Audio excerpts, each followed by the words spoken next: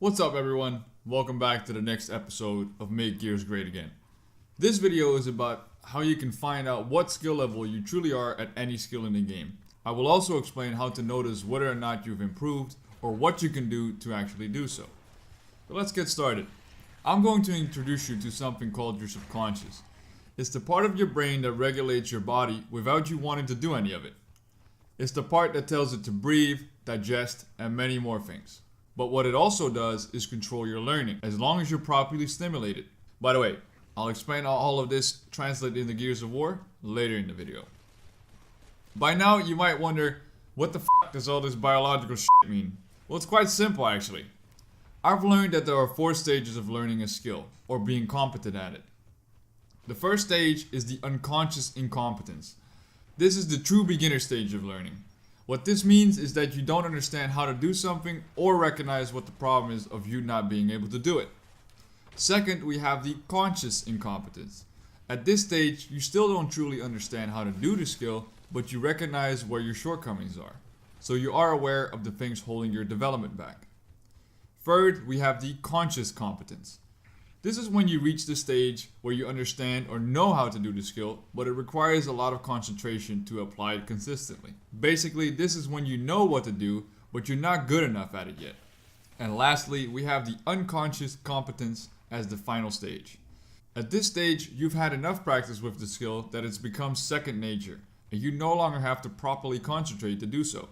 It also allows you to do it while doing other skills, but we'll get to that. This last stage could be seen as true mastery of something. Okay, now that we got that out of the way, what the f did I just say? If you didn't understand how any of that translates into Gears of War, let me give you some examples. Whenever you start up Gears and start playing, there are certain things you can have difficulties with and things that you barely have difficulties with. Those are your current competences. Let's take wall bouncing, because it's one of the hardest and longest skills to truly master. If you don't know anything about wall bouncing, even in the slightest way, then you can count yourself amongst the first stage learners. Because in this stage, your brain hasn't made the connections yet that allow you to understand the skill. Now let's take someone who's played a few weeks and has learned of the existence and importance of wall bouncing, but can't do it themselves yet. They make many mistakes while executing even the most basic moves. Now these could be considered second stage learners, because their brain has made the connections but doesn't have the know-how. Now moving on to the next stage, which many of you luckily are. This player, this third stage learner, have controlled wall bouncing, but still have to focus a lot on the moving aspect. And thus, your brain shuts down the rest of the game. Meaning you can actually do that one skill, but you have a hard time combining it with anything else while you're doing it. And then the last stage, the so-called masters, these are the ones who've practiced so long that they've made it a second nature. You can tell these players apart because they will no longer have to concentrate on purely wall bouncing and can focus on other things in the game. They would rather just do, and they don't stop and think before applying. Now if you've paid attention to the first part where I explained the levels of competence in something, then you can recognize the pattern in Gears of War. Getting better at Gears is like getting better at any skill in your life. You must first find your shortcomings and improve at those before you will grow as a whole. Now quote unquote competitive players often grow quickly on Gears of War because they have an environment that not only rewards this right away but also greatly stimulates skill growth. Although I feel like many of us don't want to take that route or have the time to invest in that, I offer a solution.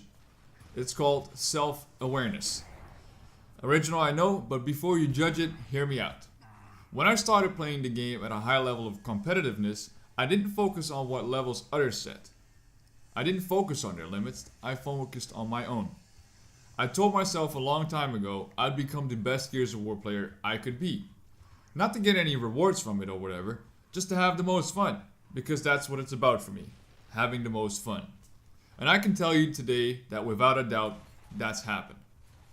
Now let's get over to some of the things you can do to recognize your shortcomings and how you can improve on them. A simple way to see how much you've mastered an aspect of Gears of War is to increase the speed while you're doing it. Whether it's zooming in with a sniper for a headshot, getting perfect active reloads, a boom shot across the map, or of course wall bouncing, it really doesn't matter because all of them are skills. For the snipers, Try to slide into cover and hit specific targets as quick as you can. They don't have to be players, but they do have to be something that's an actual challenge to hit. For example, as you jump into a knee-high wall with a sniper, turn around 180 degrees and shoot a specific target on a wall or a light. Wall bouncers can simply go to high density areas on maps and see how fast and how complex they can make their wall bouncing. It doesn't matter how many times you fail at this, the point is to create a goal you can't achieve yet. Try to switch speeds and angles as you go along. Another good way of practicing is going against another wall bouncer, especially one of your own level, and seeing if you can imitate each other's movement. There are many examples I can give you, but this video would be an hour long, which is not what it's meant for. It's meant to introduce you to the idea of self-awareness, proactive self-improvement, also known as actively trying to improve your own standards, and being competent at anything in Gears of War. Lastly, I want to share with you that it simply takes time on the sticks. You will and have to play a lot to get it under control, but once you have it, it will greatly enhance your fun on any of the Gears of War games. So that's it for this episode. I hope it's helped you open your mind to these ideas, and let me know in the comments what your most difficult gaming skill is and how long it took you to actually master it. Thank you guys for watching, and I'll see you next time.